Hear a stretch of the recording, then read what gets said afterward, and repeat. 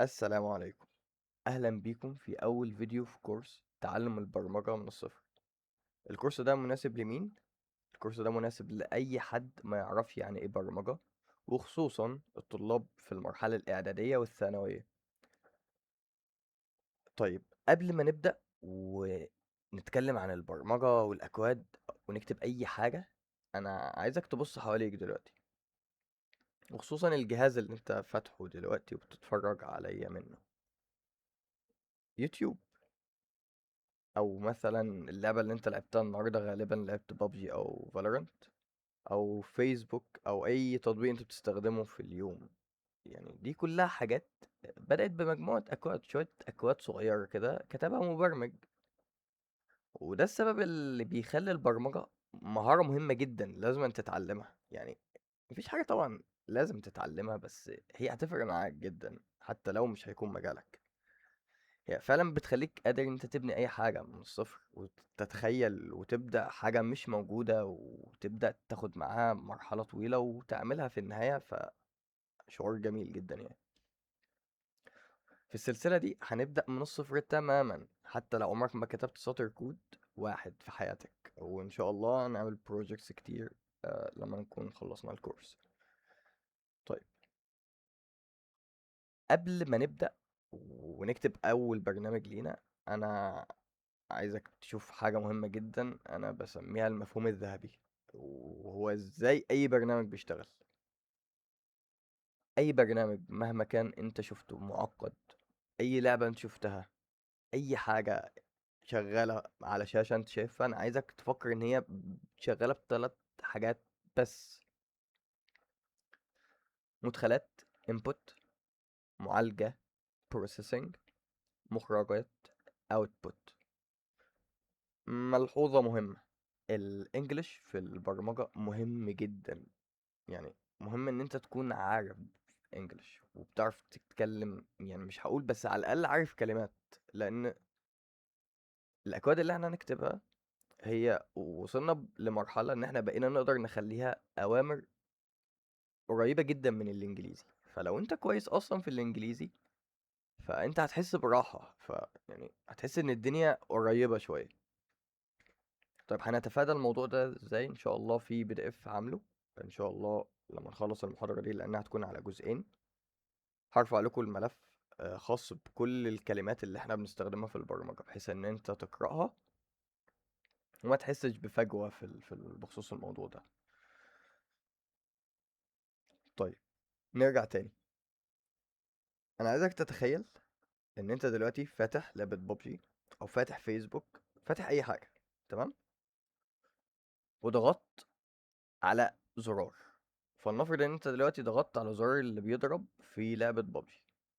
انت دلوقتي عملت حاجة اسمها input، انت عملت كليك، ضغطت ضغطة على الشاشة. الطلقة دي طلعت لك ايه؟ رصاصة، في رصاصة طلعت، دي الاوتبوت. طيب، اكيد في حاجات في النص حصلت عشان الطلقة دي تطلع، صح؟ دلوقتي انت فاتح التليفون بتاعك وضغطت على تطبيق زي فيسبوك.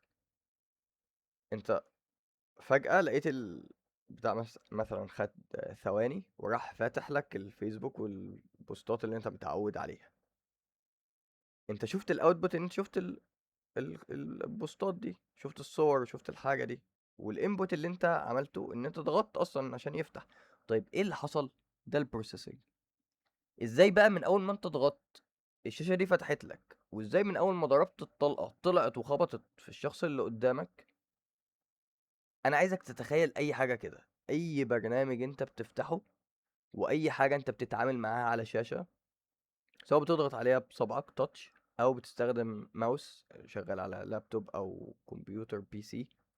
انا عايزك تتخيل ان في صندوق اسود هنا بيعمل حاجه انت ما انتش عارفها، وما يهمنيش على فكره، انا يهمني التفكير ان انت هو في حاجه هنا بتحصل، في هنا كود اتكتب. فانا مش عايزك تعرف الكود ده اتكتب امتى وازاي وليه. يعني دي بقى ايه؟ يعني ان شاء الله لما تكمل في المجال سنه واتنين انت هتبدا تتخيل حاجات حتى لو مش انت اللي كاتبها. بس انا عايزك تعرف ان اي ضغطه انت ضغطتها، اي حاجه انت عملتها، هي شغاله كود كتبه شخص زيك، انسان مبرمج بيعرف يكتب اكواد. تمام. طيب خلينا ناخد مثال ابسط من اللي انا شرحته من شويه، المدخلات اللي هي الانبوت. انت مثلا فتحت برنامج، والبرنامج ده بيقول لك انا عايز اسمك، فانت دخلت له اسمك، حصل معالجه، كمبيوتر خد الاسم وضاف عليه كلمه ترحيب معينه، ضاف عليه كود،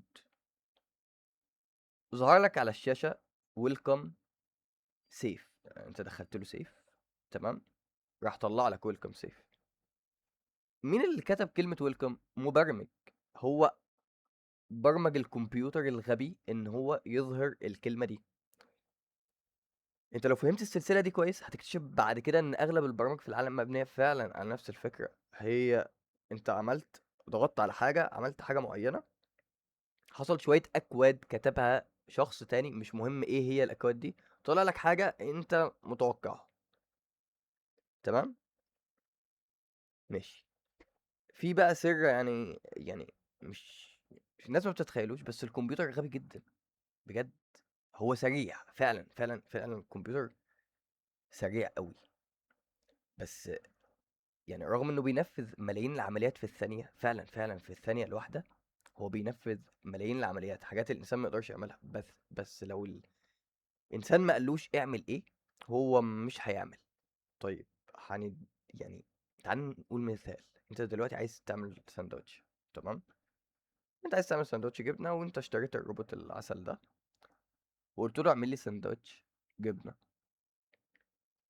هو مش هيتحرك، هو مش هيتحرك فعلا. يعني انت لازم تيجي تقول له، هتروح تجيب السكينه وتفتح الساندوتش من النص وتجيب الجبنه. انت لو وقفت هنا هو برضه مش هيكمل، لا لازم تقول له انت هتاخد الجبنه وتحطها في نص الساندوتش وتفردها وتقفل الساندوتش وتديها لي. تمام. مش هيعمل كده. طيب اقول لك على حاجه، السكينه مش بيبقى ليها حرف كده اللي هو الحاد اللي هو بيعور؟ لو انت ما قلتلوش استخدم الجزء ده اصلا هو مش هيستخدمه، وهتلاقي ان هو عمال يقطع كده في العيش والعيش مش بيتقطع اصلا. تمام. فانت لو جيت قلت له اصلا الخطوات دي هو مش هينفذها.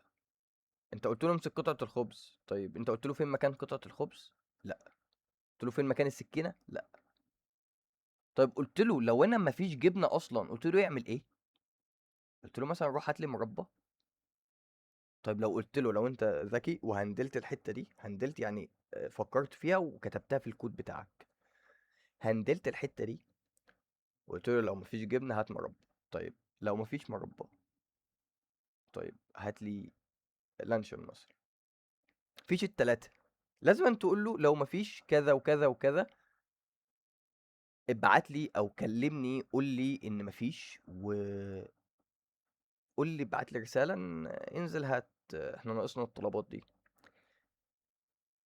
طيب لو انت تخيل بقى، لو انت قلت له حط الجبنة قبل ما يفتح الساندوتش، هتلاقي ان الجبنه مش جوه الساندوتش ده، فوق الساندوتش.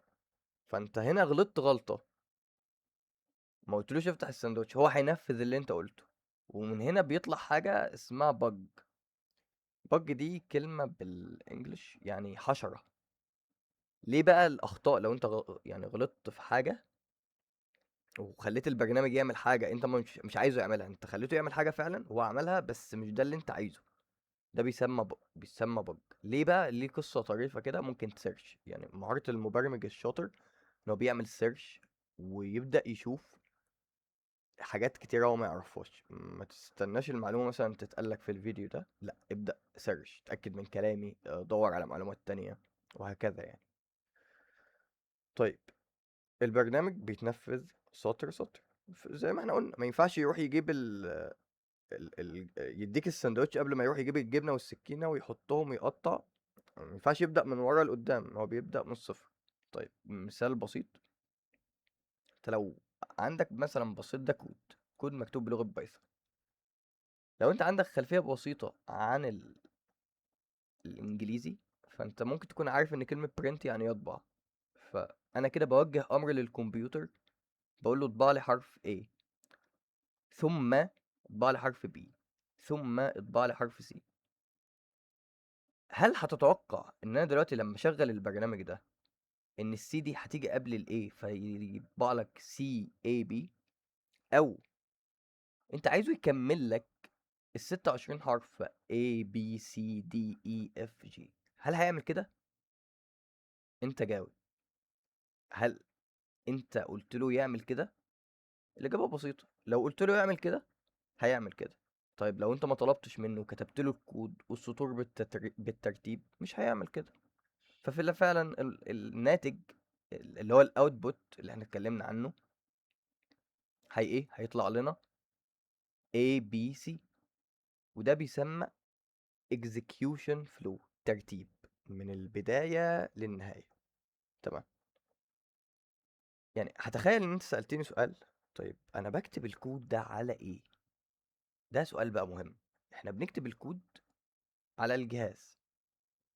طيب انت لو انت عندك خلفية شوية او يعني مهتم بالتكنولوجيا شوية، تلاقي لما تيجي تشتري تليفون تروح بقى تسأل الراجل هو معالج ايه، سناب دراجون مش عارف، المعالج بتاعه مش عارف ايه، الرامات، صح، المساحة بتاعته قد ايه، الكلام ده كله.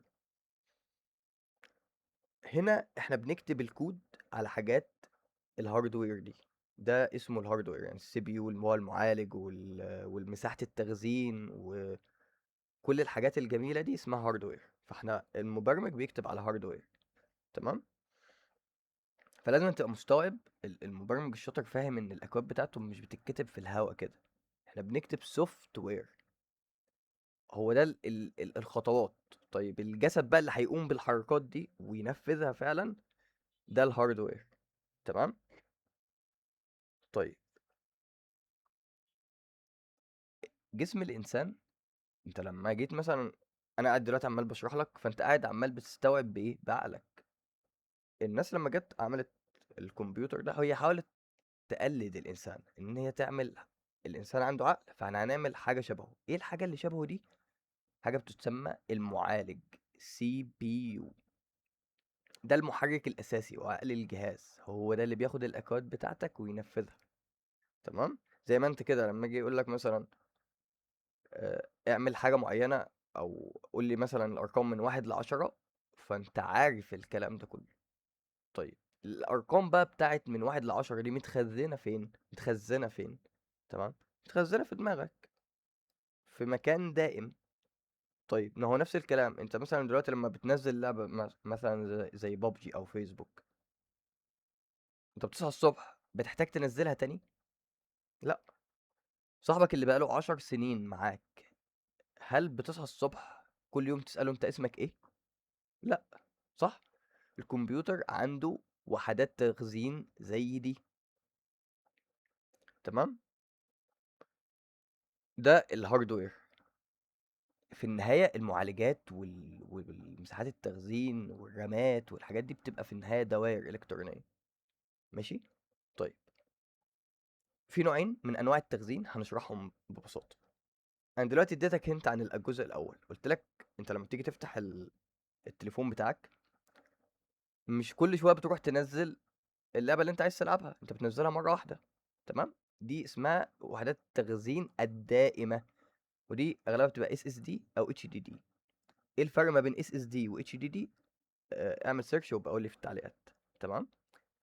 فزي ما انا كاتب لك هنا، دي الصناديق الكبيرة اللي بنحفظ فيها الملفات. انت ان شاء الله لما اديك البي دي اف ده انت هتنزله، هل لما تفتح هتحتاج تنزله تاني؟ منطقي طبعا لا. طيب فلنفرض ان احنا دلوقتي بنقول معلومة، هل ان كل الكلام اللي انا قلته دلوقتي انت هتفتكره؟ لا.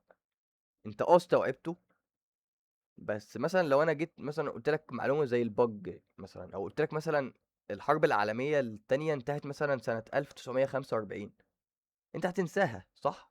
انت هتبقى فاكرها دلوقتي زي الباسورد كده، لو عملته بتكتب مثلا الباسورد وبتفتكره وقتها، لو سبت شويه بتنساه صح؟ دايما كل شويه تعمل ريسيت باسورد انا عارف. فدي في الجهاز الكمبيوتر هم عاملين حاجه برضه بتحكي نفس الموضوع ده، اسمها الرامات. طيب هتقول لي طب ما الاس اس دي او الوحدات التخزين الدائمه دي احسن، هي مش هتتنسي. ما هاقول لك بقى إيه، الرامات دي هي صغيّرة، وأول ما بتقفل الجهاز أصلًا اللي فيها بيروح، تمام، بس هي سريعة أوي، شغّالة بسرعة جدًا. يعني أنا دلوقتي هاشغّل مثلًا لعبة، لو أنا مشغّلها مثلًا هي محفوظة في الرامات، تمام، أو ملف، هيفتح بسرعة أوي. لو أنا مخزّنه مثلًا هو مش متخزّن في الرامة، أو أنا ما شغّلتوش قبل كده، يعني مش هنخش في التفصيلة دي عشان معقّدة شوية، بس خلّينا نقول إن الحاجات اللي أنا حاططها في الرامات هي هتشتغل بسرعة جدًا عن الحاجات اللي أنا حاططها في الSSD، تمام. عارف دي زي إيه؟ لمّا تيجي مثلًا أنت كلت إيه أول امبارح؟ تقعد كده تقول لي ثواني، طب أنت كلت إيه أول امبارح؟ حاول تجاوب فعلًا على السؤال ده. أنت ممكن تقعد شوية، ممكن تقعد دقيقة والّا حاجة بتحاول تفتكر، بس هي المعلومة موجودة. طب أنا لو قُلت لك أنت كلت إيه من النهارده، هتجاوبني أسرع صح؟ عشان هي دي موجودة في الرامات بتاعتك، الجهاز بتاعك، تمام؟ هو ده باختصار الفرق يعني بينهم. فوظيفتك كمبرمج إن أنت تكتب أوامر ذكية لقطع الهاردوير دي عشان تشتغل أسرع وأحسن، تمام؟ طيب، عشان تفهم الهاردوير شغال ازاي من جوه هنتفرج على الفيديو ده، تمام. الفيديو ده بصراحة أنا لما بحب أشرح لحد الموضوع ده بحب أشغله يعني. طيب احنا هنوطي الصوت. ده السي بي يو بتاعنا اهو، السي بي يو شغال دلوقتي. اديت انبوت، مش عارف انتوا سامعيني ازاي ولا لا. تعال نوطي الصوت، ماشي. انبوت، انا ضغطت على الماوس. دي الميموري اللي هي الرامات، الاس اس دي، الوحدات التخزين. عرض لي على الشاشة الصوت. طيب، ضغطت على الكيبورد، ضغطت عملت حاجة، ضغطت على الشاشة دي كلها، اعتبر ان ده ماوس، تمام. يعني اعتبر ده ماوس. التاتش بتاعك ده بيعدي على ايه؟ على السي بي يو. شايفين شكل السي بي يو؟ تمام. بيروح يبعت للميموري، يخزن معلومات معينة ويرجعها تاني للسي بي يو. تعالوا نشوف كده، هي داخلة اهي، تمام، بتتخزن او اتملت. السي بي يو بيحتاجها تاني، بيناديها، بياخدها، تمام، يبدأ يعرضها ايه؟ اوتبوت. ده التلات حاجات البرنامج وقف. دي التلات حاجات اللي احنا شرحناها في اول المحاضرة. input، مدخلات، processing بيعملها السي بي يو، تمام، output. شوف السماعة دي، انت عارف الصوت اللي انت بتشغله اصلا، يعني الصوت ده في النهاية